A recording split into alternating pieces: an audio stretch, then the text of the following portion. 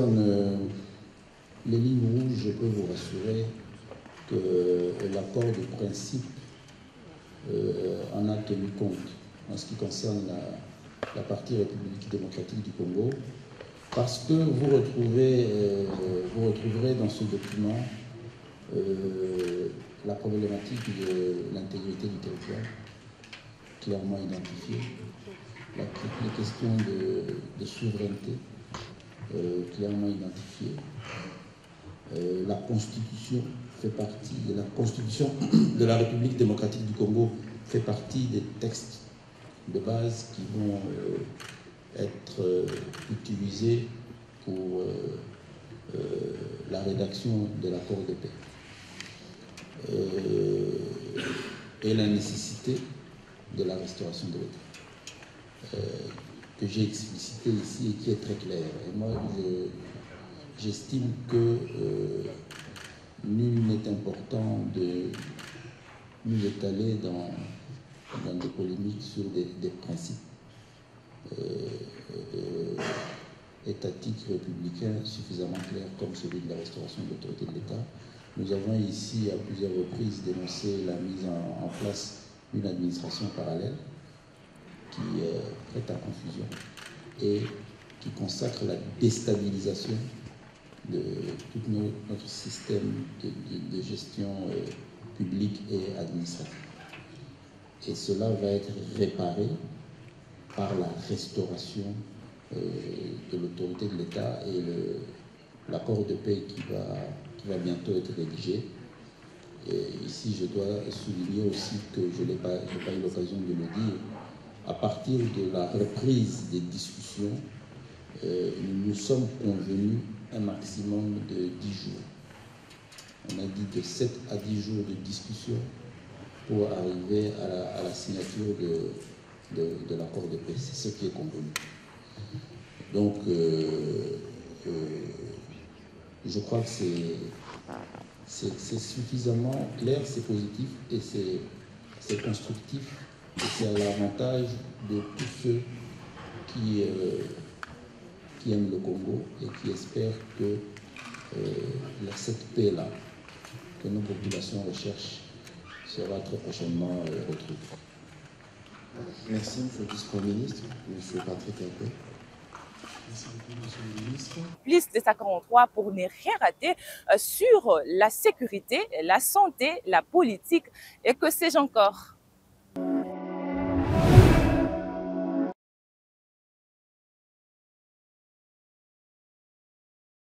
L'accord qui a été signé à Washington entre le gouvernement de la République démocratique du Congo et les gouvernements du Rwanda sous les auspices du gouvernement américain.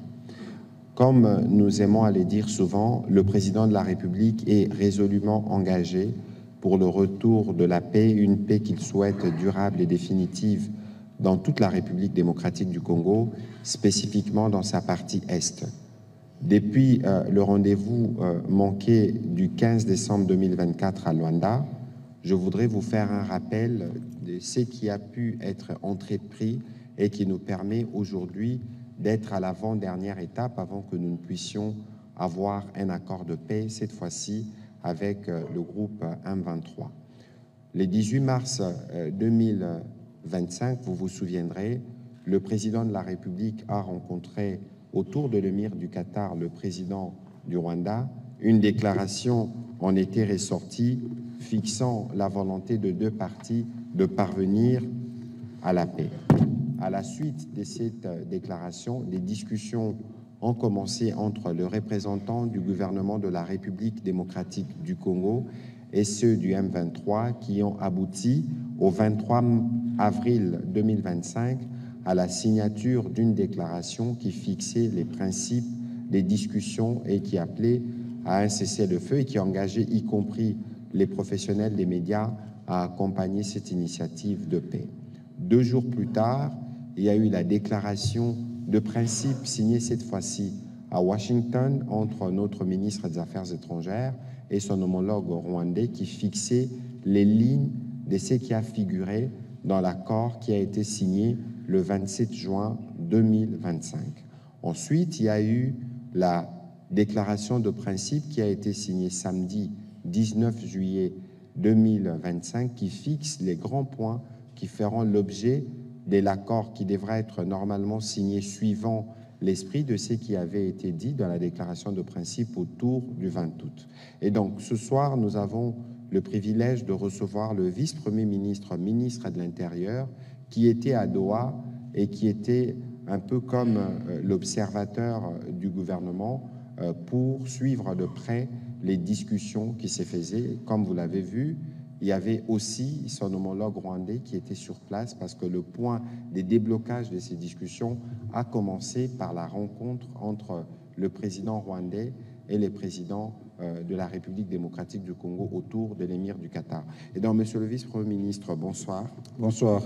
Et ce soir, nous voulons donc, dans un exercice pédagogique, que vous puissiez nous expliquer le rôle d'ailleurs qui était le vôtre durant votre déplacement au Qatar à Doha, mais surtout les contenus de la déclaration de principe qui a été signée par les représentants du gouvernement et qui a été négociée après plusieurs jours pour que nous puissions comprendre la lettre et l'esprit, parce que la construction de la paix requiert aussi l'implication de Congolais qui nous suivent de partout, y compris dans les parties qui sont sous contrôle de forces d'agression. Et donc ce soir, nous sommes friands d'écouter vos détails et certains éléments qui nous permettront de mieux comprendre la stratégie du président de la République et de comment, dans les jours qui viennent, on aura tous les documents sur papier qui nous permettront de construire la paix.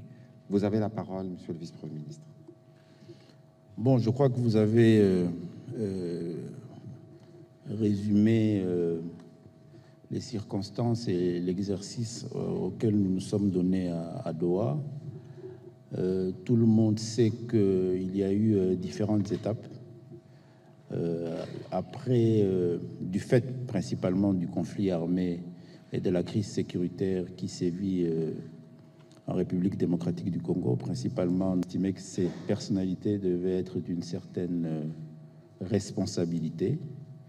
Et on a identifié un membre du gouvernement de la République démocratique du Congo et un membre du gouvernement de la République du Rwanda, parce qu'aujourd'hui, je crois que c'est l'un des indicateurs majeurs qui peut nous convaincre tous, que ce soit en République démocratique du Congo, mais aussi au niveau international, qu'aujourd'hui, la crise trentenaire qu'a subi la crise sécuritaire trentenaire qu'a subi la République démocratique du Congo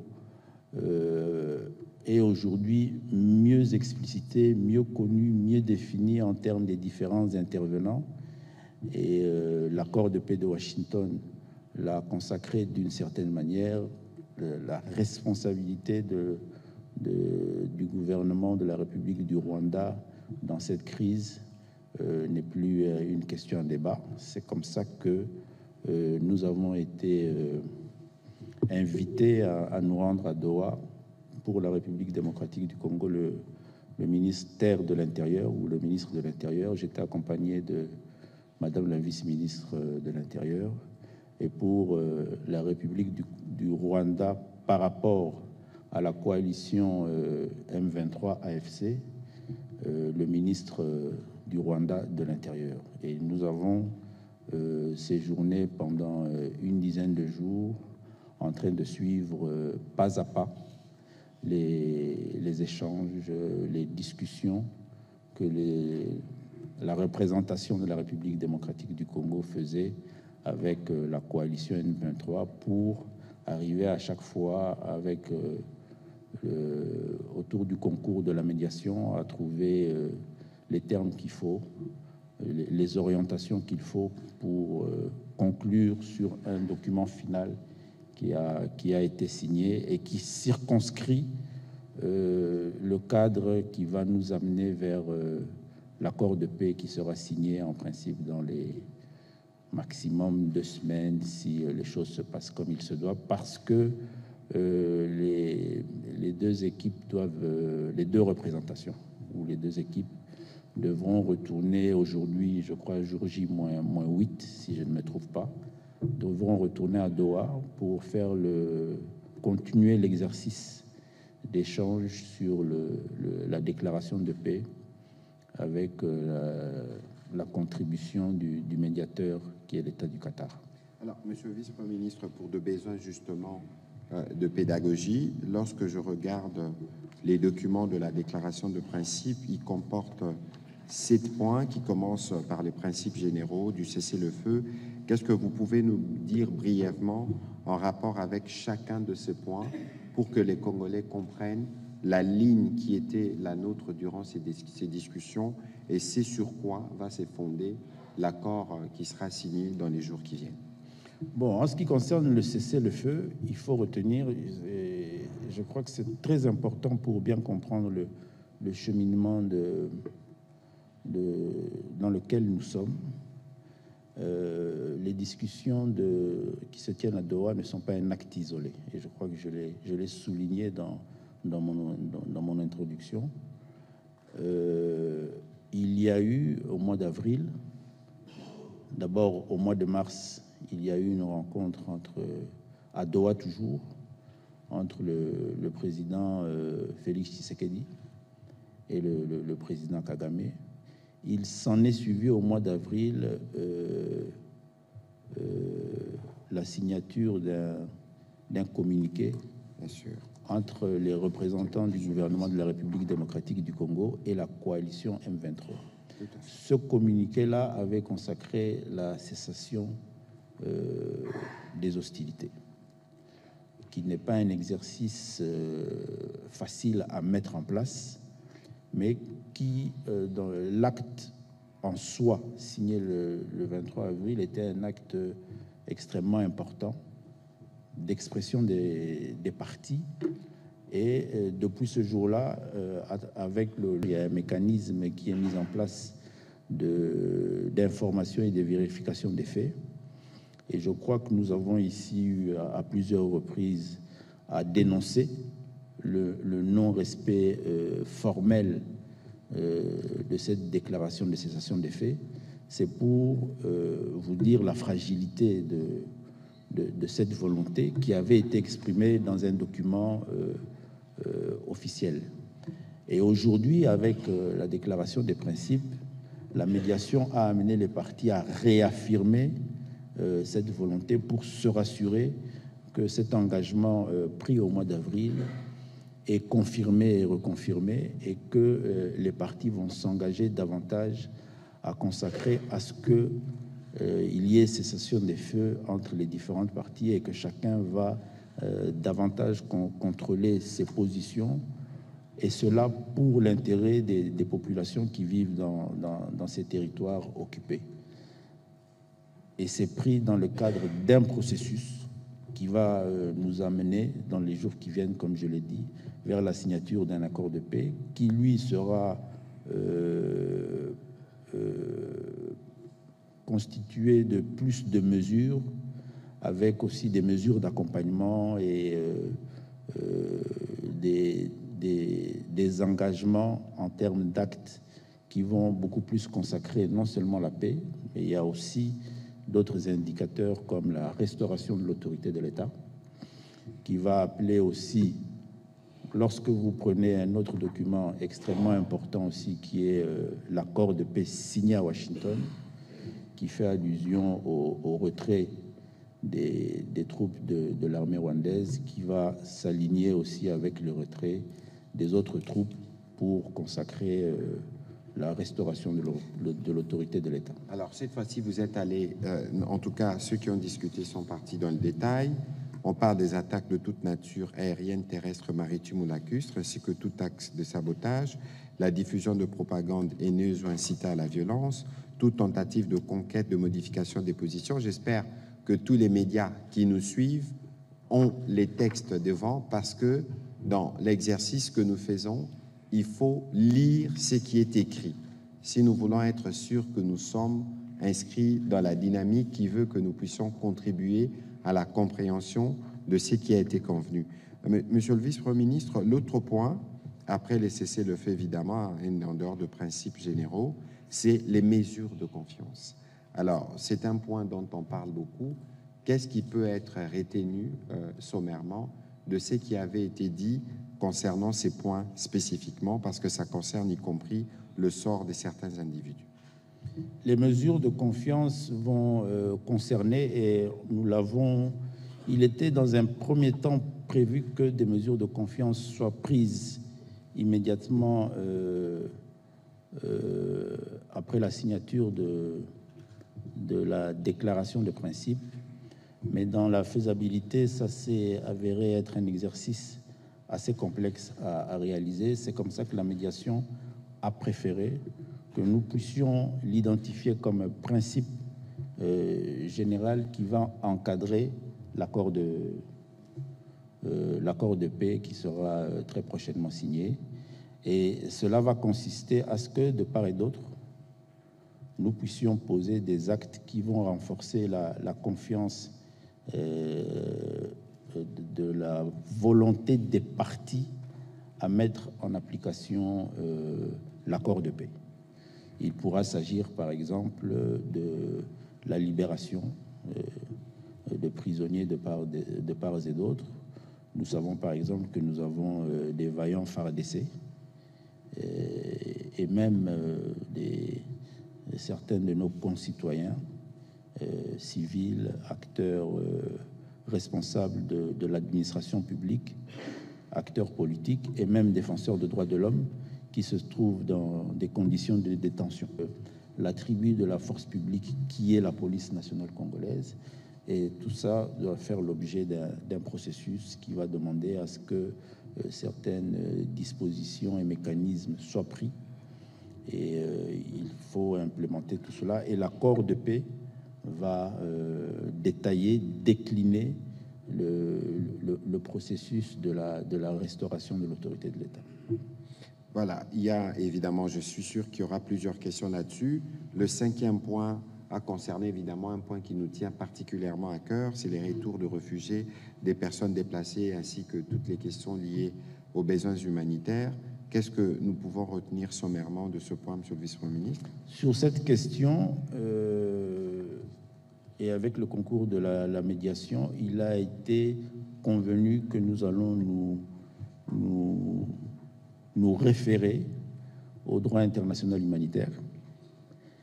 Et je crois que vous avez suivi que la problématique, non seulement des déplacés, parce que lorsque la ville, par exemple, de Goma a été prise, nous avons tous constaté que le camp des déplacés qui regorgeait de millions ou des milliers de nos compatriotes ont été démantelés. Et ces populations se trouvent aujourd'hui dans des situations vraiment d'insécurité, mais aussi la problématique des réfugiés qui fait l'objet d'une tripartite pour ce qui concerne la frontière avec le Rwanda, RDC, HCR Rwanda, mais aussi avec les autres pays. Nous avons ce principe-là de tripartite. Donc, le principe qui est retenu, c'est le respect de cette réglementation internationale. Et nous allons nous référer principalement au concours du HCR pour gérer toutes ces questions-là. Et une fois que l'accord de paix consacrera d'abord cette accalmie et cette cessation de violence.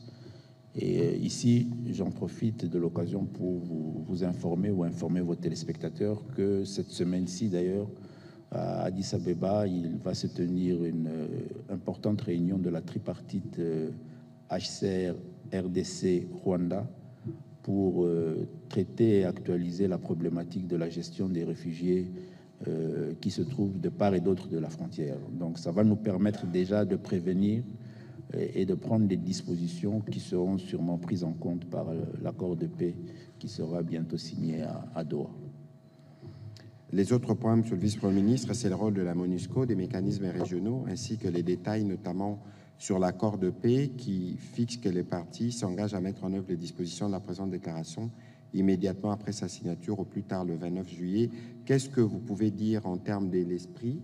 Vous n'avez pas vous-même participé aux différentes discussions détaillées. Vous aviez plutôt un rôle de supervision, mais quel est l'esprit qui caractérise les uns les autres après avoir signé cette déclaration de principe par rapport à la suite des événements?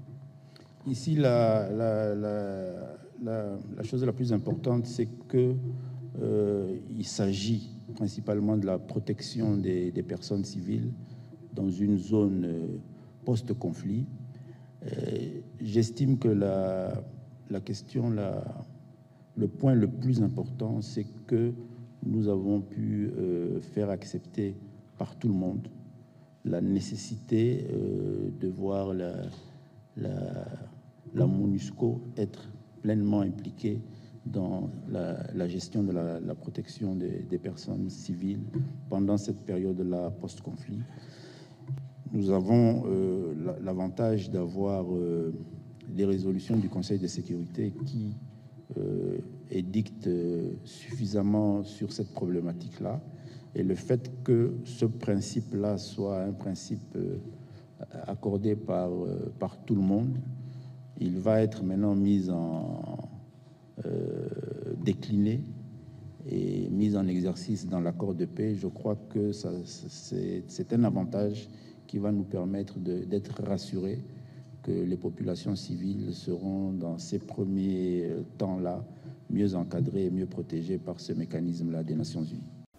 Suivez votre magazine d'actualité Focus plus 243 pour ne rien rater sur la sécurité, la santé, la politique et que sais-je encore.